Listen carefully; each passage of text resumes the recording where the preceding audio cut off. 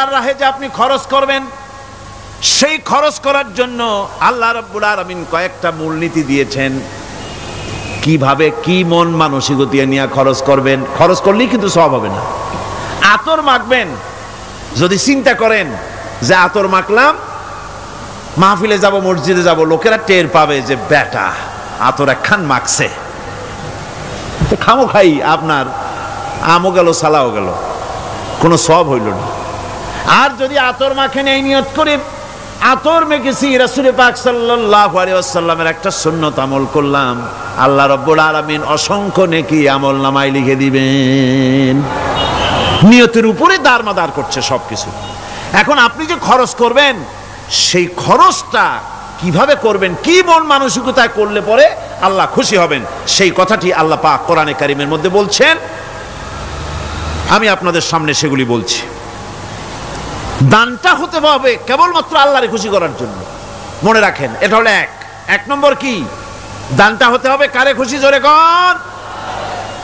আল্লাহ পাক বলছেন, ওয়ামা তুনফিকুনা ইল্লা ইবতিগা ওয়াজহিল্লাহ, তোমরা যা কিছু খরচ করো তাতে আল্লাহর সন্তুষ্টি লাভ করা ছাড়া মনের মধ্যে অন্য কিছু যেন লক্ষ্য না থাকে, শুধুমাত্র আল্লাহর সন্তুষ্টি মনের মধ্যে তোমরা রাখবে।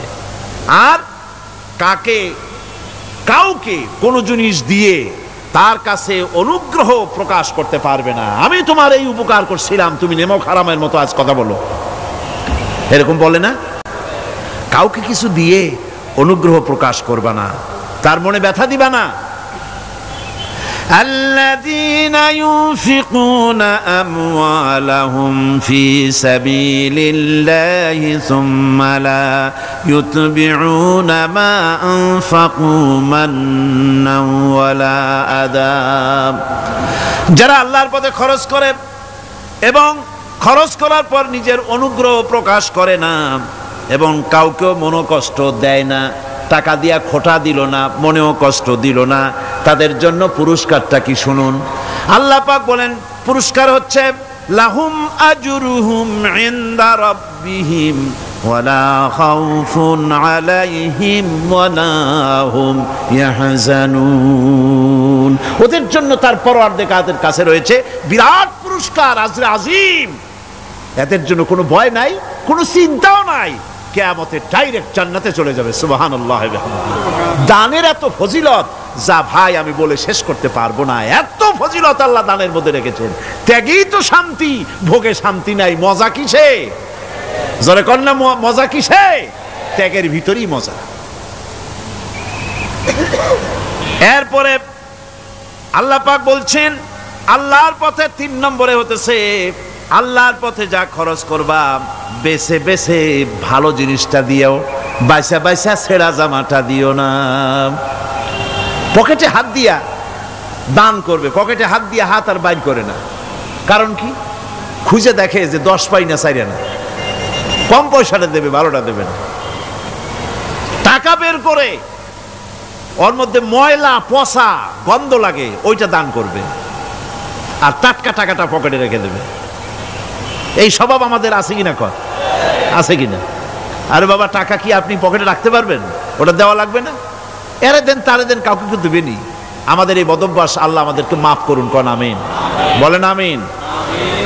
দান করার সময় বেছে বেছে খারাপটা দিও না, ছেঁড়া কাপড়টা দিও না, অখাদ্য কুখাদ্য দান করো না। বিয়ার মজলিস, বিবাহে অনেক লোক দাওয়াত দিয়েছে, বেশি করে রান্না করছে, কম যদি হয়ে যায় বড় মিয়ার ইজ্জত নষ্ট হয়ে যাবে। মেহমান কম আসলো, এখন এই খাবারগুলি না পারিয়া তারপরে গরিবদের দেয়, না পেরে যখন খাবার কেউ নাই তখন গরিবদের দেয়। গরিবদের উদ্দেশ্য করে কিন্তু বানানো হয় নাই। এটা হলো একজনের রুটি খাচ্ছিল, এক কৃপণ বখিল রুটি খেতে বসেছে, সিল একটা এসে রুটিতে ছু মারলো, ছু মেরে রুটিটা নিয়ে গেছে। বেচারা পিছনে পিছনে দৌড় আরম্ভ করছে, গালি দিতে দিতে। মরার সিল, আর তুই জায়গা পাইলি না। চিলের পিছনে দৌড়াতে দৌড়াতে নদীর পারে চলে আসছে। সিলও দেখে যে আল্লাহ, এমন এক বেকায়দার লোকের রুটি নিলাম, কোনো গাছেও বসতে পারি না তার ঢিলার জ্বালায়। শেষ পর্যন্ত পাশে ছিল নদী, নদীর উপর দিয়া চিল উড়ে ওপার যাওয়া আরম্ভ করছে। বকিল বেচারা দাঁড়াই থাকে, কয় দিলাম ফি সাবিলিল্লাহ, আল্লাহর রাস্তায় দিলাম। এর তো কোনো মানে নাই। নিজে খেতে না পারে বাসি অখাদ্য কুখাদ্য এগুলি দিতে আল্লাহ পাক নিষেধ করেছেন। দিবা বাইসে বাইসে ভালো জিনিসটা, যেটা তোমার কাছে প্রিয় ওইটা দিও। তুমি যদি খারাপটা দাও তাহলে আল্লাহ তোমার দেবেন ওই মানের। কিয়ামত আছে না, কিয়ামত ওই মানের পাবা।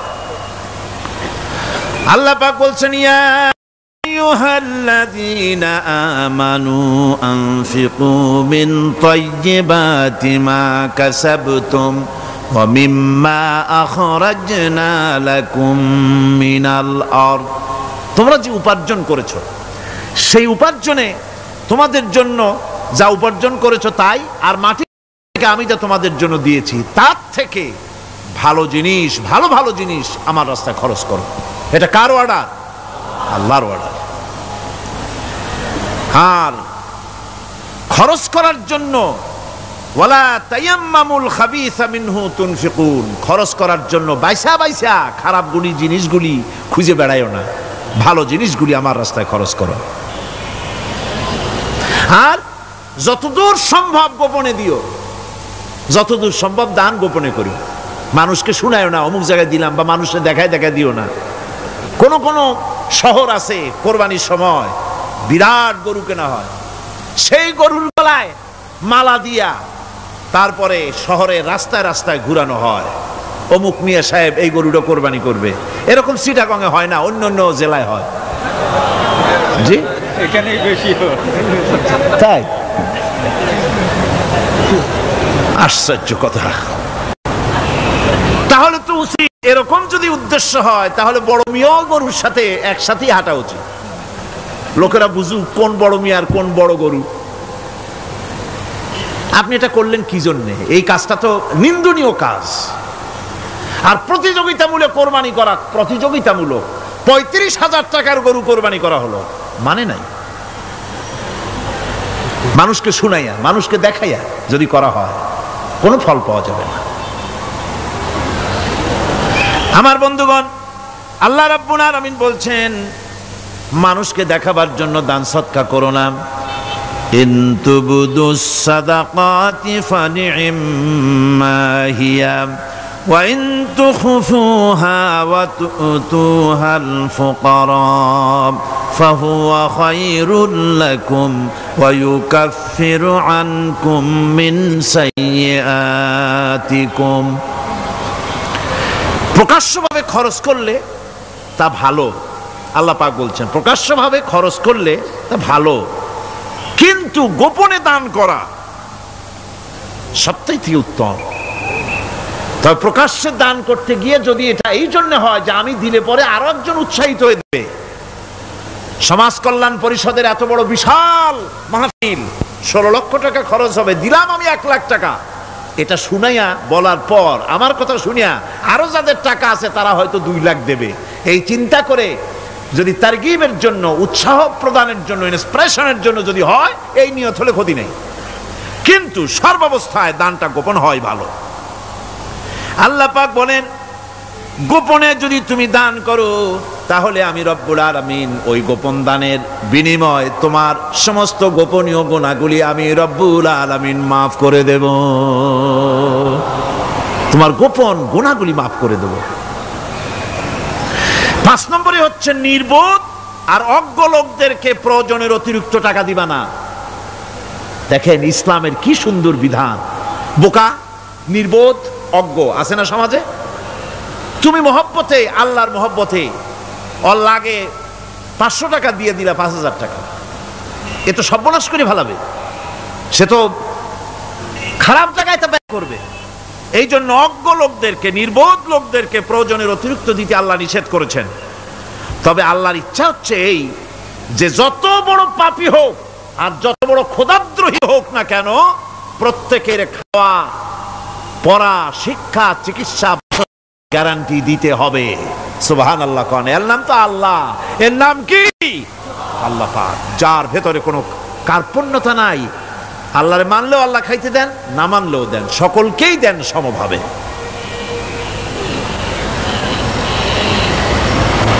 6 নম্বরে হচ্ছে কারো প্রয়োজন পূরণের জন্য যদি ধার দেওয়া হয়, যদি কাউকে ধার দেন তা আদায় করার জন্য বারবার তাকে তাগাদা দেওয়া যাবে না। একথা শুনে যারা ঋণগ্রস্ত আছেন তারা আবার এই সুবিধাটা নিয়েন না।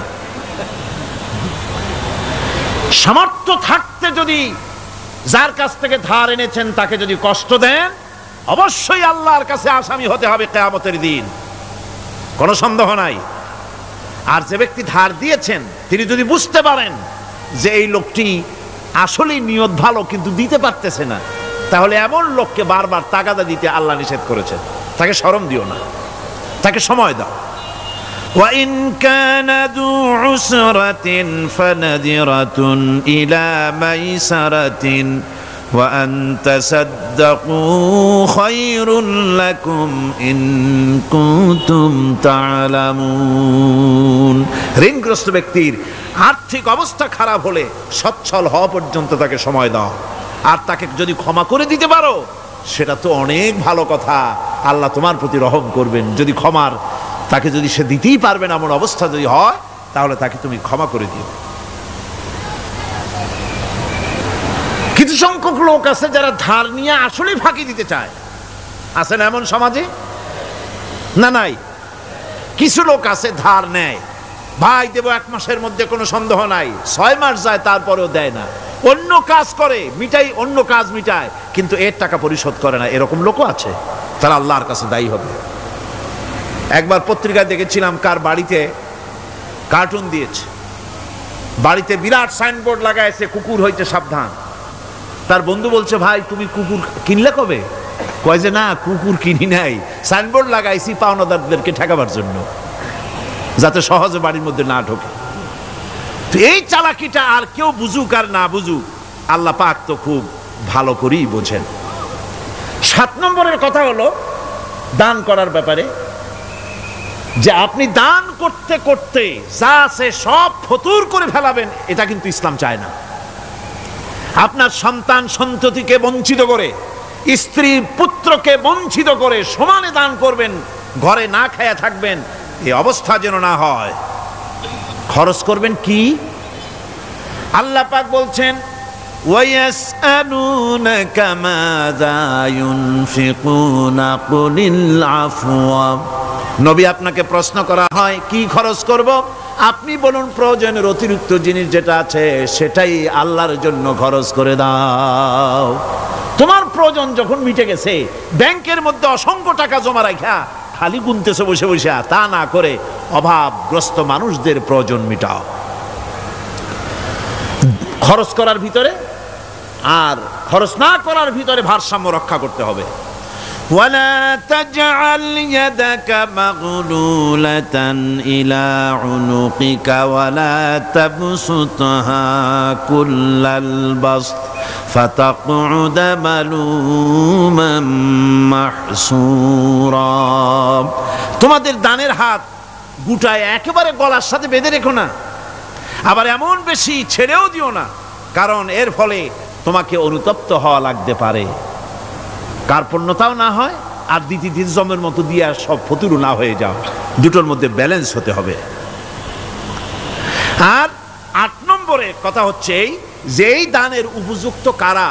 আপনি তো যাকাত দিবেন কাদেরে, সে কথা আল্লাহ বলে দিয়েছেন, আগে বলা হয়েছে না? কয়টা খাতে দিবেন? মাশাআল্লাহ, মনে আছে আপনাদের। আর এমনি সাধারণ দান সদকা কাদেরকে দিবেন, উপযুক্ত পাত্র কারা, তার একটা লিস্ট আল্লাহ দিচ্ছেন। وبالوالدين إحسانا وبذي القربى واليتامى والمساكين والجار ذي القربى। নিজের পিতামাতা, নিকট আত্মীয়, ইয়াতিম, মিসকিন এবং আত্মীয় প্রতিবেশী তাদেরকে দিবে। আমি কিন্তু এখন যাকাতের কথা বলছি না, মা বাপকে যাকাত দেওয়া যাবে না। এটা হচ্ছে দান, সহযোগিতা করা, ইহসান করা। এই ইহসান মা বাপকে, প্রতিবেশী আত্মীয় যারা, মিসকিন যারা, এতিম যারা, অনাত্মীয় প্রতিবেশী যারা, চলার সাথী, প্রবাসী, এবং নিজের চাকর চাকরানি যা কিছু আছে এই সকলকেই এই সাহায্য করতে হবে, একথা আল্লাহ বলে দিয়েছেন। এবং আমরা যে আয়াত আলোচনা করতেছি সে আয়াতের ভিতরেও এই ফেরেশতা আল্লাহ পাক বলে দিয়েছেন। আল্লাহর রাস্তায় যারা দান করবে তাদের সম্পর্কে আল্লাহ বলছেন এখন, مثل الذين ينفقون أموالهم في سبيل الله كمثل حبة। আল্লাহর রাস্তায় খরচ করা এর দৃষ্টান্ত হলো একটা দানার মতো, যেই দানাটা থেকে 7টা ডাল বেরিয়ে গেল। ফি কুল্লি সুমবালাতিন মিআতু হাব্বা, একটা দানা থেকে 7টা ডাল বেরোলো, এক একটা ডালে 100 করে দানা হলো, সব মিলাইয়া 700 দানা হয়ে গেল। ওয়াল্লাহু ইউদাইফু লিমান ইয়াশা ওয়াল্লাহু ওয়াসিউন আলিম। আল্লাহ পাক বলেন এই পৃথিবীতে একটা দানায় 700 দানা যে আল্লাহ রাব্বুল আলামিন তোমার হাতে ধরায় দিলেন, সে আল্লাহ পাকের ব্যাংকে যদি টাকা জমা রাখো, আল্লাহর রাস্তায় যদি খরচ করো, 700 গুণ বাড়ায় আল্লাহ তোমার হাতে ধরাইয়া দিবেন। আল্লাহু ইউদাইফু লিমান ইয়াশা, আর আল্লাহ ইচ্ছে করলে এর থেকেও বেশি তোমাকে দান করবেন। সুবহানাল্লাহ কোন জোরে। আর এই দান করতে হবে মরার আগে। কোন সময় দেবেন কোন? আমার দেশে বহু মুসলমান আছে যারা বলে হুজুর আসি আপনাদের পিছনে, যা বলেন আসি আসি, জীবন দিয়া দেব। এরা খুব চালাক, জীবন দিতে চায়, মাল দিতে চায় না। আল্লাহ তো আগে জীবন চায় নাই, আল্লাহ আগে কি চেয়েছেন? কোন আল্লাহ আগে কি চেয়েছেন? আল্লাহ চেয়েছেন মাল। وَتُجَاهِدُونَ فِي سَبِيلِ اللَّهِ بِأَمْوَالِكُمْ وَأَنفُسِكُمْ। আল্লাহ পাক বলেন জিহাদ করো আমার রাস্তায় মাল দিয়ে আর জান দিয়ে। মাল দাও আগে, মাল না দিয়া যদি আগে মরে যাও মালটা তো থেকেই গেল। সুতরাং মাল আগে আমার রাস্তায় দাও। দেবা কখন? মরার আগে দাও। وَأَنفِقُوا مِمَّا رَزَقْنَاكُم مِّن قَبْلِ أن يأتي أحدكم الموت। আমার রাস্তায় খরচ করো মৃত্যু আসার আগে। فيقول رب لولا أخرتني إلى أجل قريب।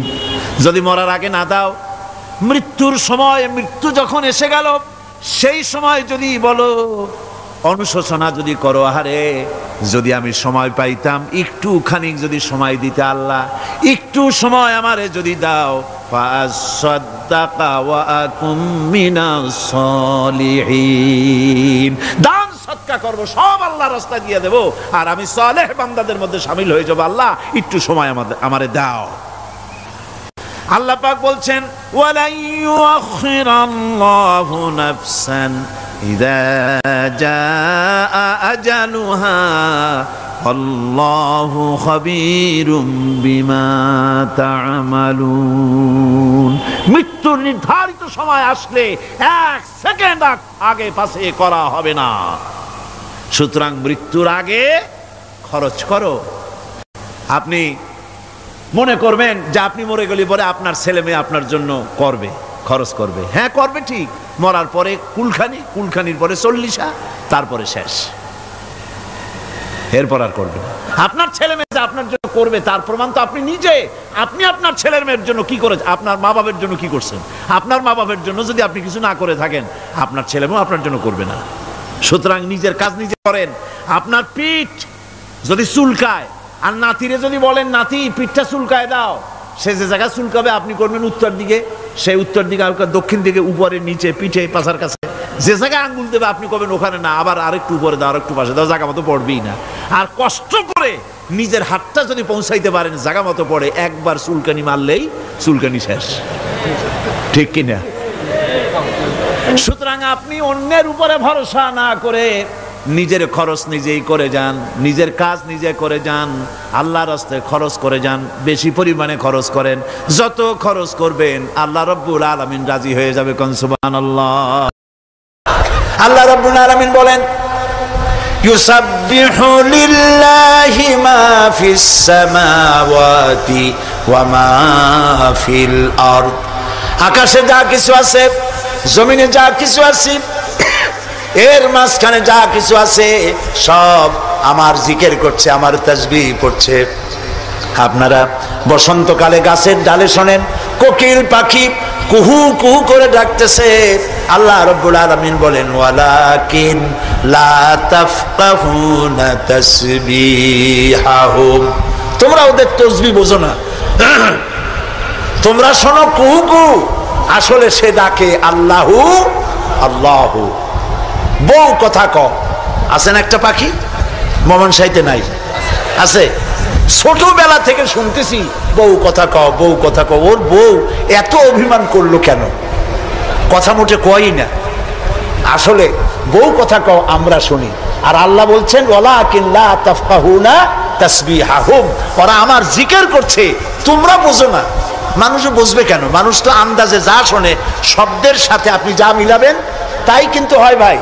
যেমন ট্রেন ছাড়ছে, ট্রেন যখন ছাড়লো তো প্রাথমিক আওয়াজ শোনা যায় যাচ্ছি যাব, যাচ্ছি যাব। যখন জোরে চলে তখন শোনা যায় যাচ্ছি যাব, যাচ্ছি যাব, এরকম শোনা যায়, ঠিক না? শব্দের সাথে এরকম যা মিলাবেন তাই হবে।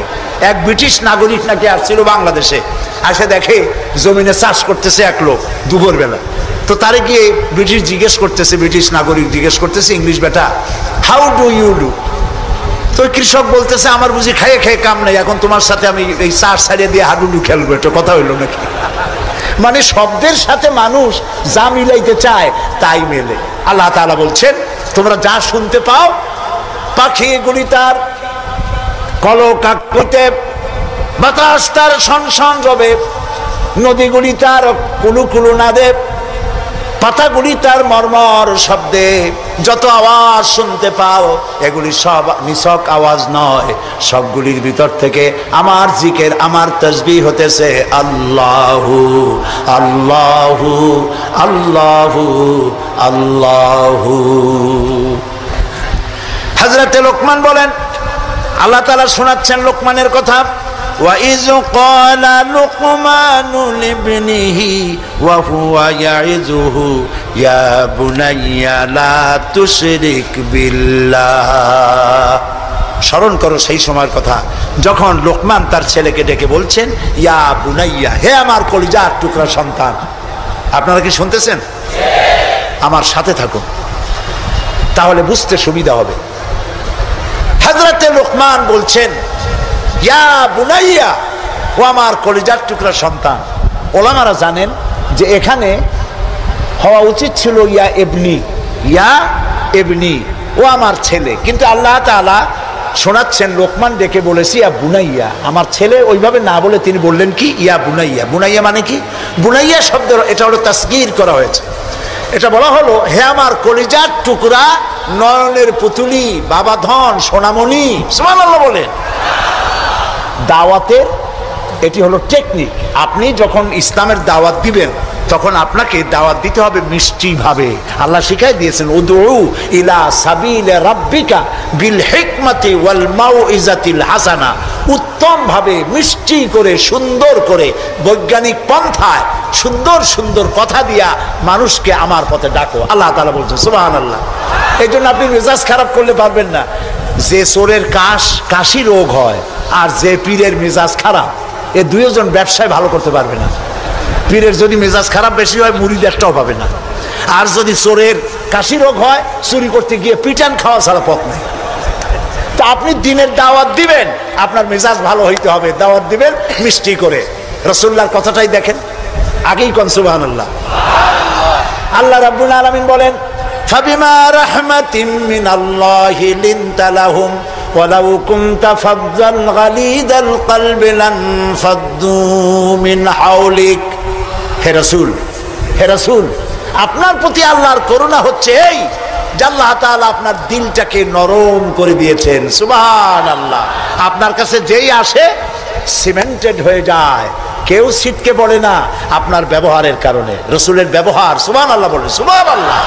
কি ব্যবহার! মসজিদে নববীতে এক বদবী এসে পেশাব করেছে, মসজিদে নববীর মধ্যে। আচ্ছা কন্ত এই মোমেন শাহীতে মসজিদের মধ্যে না, মসজিদের বাইরে দাঁড়াইয়া দেওয়ালের উপরে যদি কেউ পেশাব করে আপনি কি করবেন? জি বুঝতে পারছি আপনারা কি করবেন, চেহারা দেখি বোঝা যায় আপনারা কি করতে পারেন। মসজিদের ভেতরে পেশাব করতেছে রসুলের সামনে, সাহাবায়ে কেরামদের চোখ মোটা হয়ে গেছে, ভাবখানা এই রসুল পারমিশন দেন ওরে জম্মের মতো পেশাব করাই দেই। রাসূলুল্লাহ বললেন না না, বাধা দিও না, তাহলে সে অসুস্থ হয়ে যেতে পারে, তার সবটা আনলোড হতে দাও। সবটা শেষ হইল, রাসূলুল্লাহ তাকে কাছে ডাকলেন, ডেকে বললেন তুমি যে কামটা করলা তুমি কি জানো এটা কি? কয় না তা জানি না। তিনি বললেন এটা হলো মসজিদ, আমরা এখানে আল্লাহর সেজদা দেই, তোমার যখন এই কাজের দরকার হবে তখন বাইরে গিয়ে করবা। তোমাদের উপাসনালয় আছে না? কয় যে আছে, তো সেইখানে যদি এই কাম কেউ করে তাহলে তোমার কেমন লাগবে? এই কাজটা আর কখনো করবা না। লোকটি বলল আমি তো শুনেছিলাম আপনি বাদশাহ, তা আমি এখন বুঝলাম আপনি বাদশাহ না। বাদশাহ হইলে যে কাম আমি করছি এতে তো আমার কল্লা এতক্ষণ গড়াগড়ি যাইতো, আপনি তো বাদশাহ না, আপনি অবশ্যই অবশ্যই আল্লাহর নবী, কোনো সন্দেহ নাই আমার মনের মধ্যে। এই ছিল রসুলের ব্যবহার। রাসূলুল্লাহ সাহাবীদের দিকে তাকায় বললেন ইন্নামা বুইসতুম মুয়াসসিরিন, ও সাহাবীরা আল্লাহ তোমাদেরকে পাঠাইছেন মানুষের কাছে দ্বীনকে সহজ করার জন্য, কঠিন করার জন্য নয়। রাসূলুল্লাহ যখন দাওয়াতের লোক পাঠাতেন বলতেন ইয়াসসিরু ওয়ালা তুআসসিরু, মানুষকে সহজ করে দ্বীন বুঝাও, কঠিন করে বুঝাইও না। বাশশিরু ওয়ালা তুনাফিরু, বেহেশতের খবর দিয়া মানুষকে দ্বীনের পথে ডাকো, জাহান্নাম জাহান্নাম, এটা করলে জাহান্নাম, সেটা করলে জাহান্নাম, জাহান্নামের ভয় দেখিয়ে মানুষকে দ্বীনের রাস্তা থেকে সরিয়ে দিও না। সুবহানাল্লাহ। এই ছিল রসুলের ব্যবহার। তাই মানুষকে দাওয়াত দেওয়ার সময় টেকনিকটা, লোকমানের দাওয়াত ছেলের প্রতি আল্লাহ কত পছন্দ করেছেন। তিনি ডেকে বলছেন ইয়া বুনাইয়া, ও আমার কলিজার টুকরা, আমার বাবা, আপনি নিজে আছে না মোমেন শাহীতে এমন বখাটে ছেলে, মাথায় উল্লুকের মতো চুল, হাতে ভাল্লুকের মতো নখ, গলায় সোনার চেন, এরকম মোমেন শাহীতে নাও থাকতে পারে। কিছু পোলাপান আছে মাথায় চুল টুল রাখিয়া একটা কেমন কেমন ভাব, তারপরে গলায় মোটা সোনার চেন, পৌষ মাসের শীতেও সামনের 2-3টে বোতাম খুলে থই, লোকেরা যেন বোঝে উনি একখান কিছু ঝুলাইছে।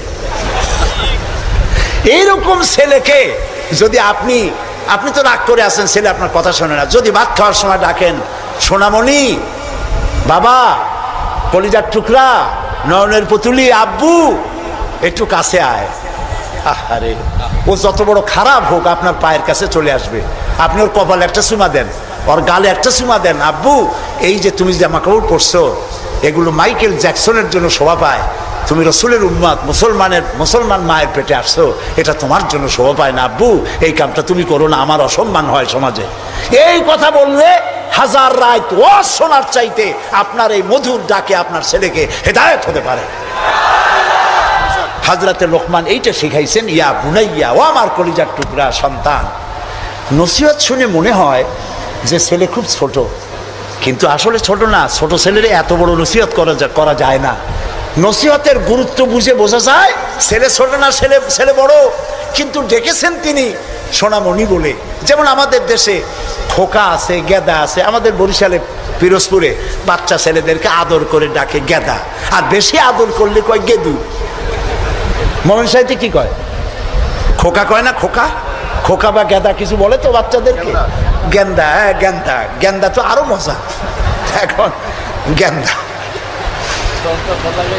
জি, তো খোকারে ডাক দিল, এই খোকা, গেন্দু, আরে মেহমান আসছে, একটু চাটা নিয়ে আয়।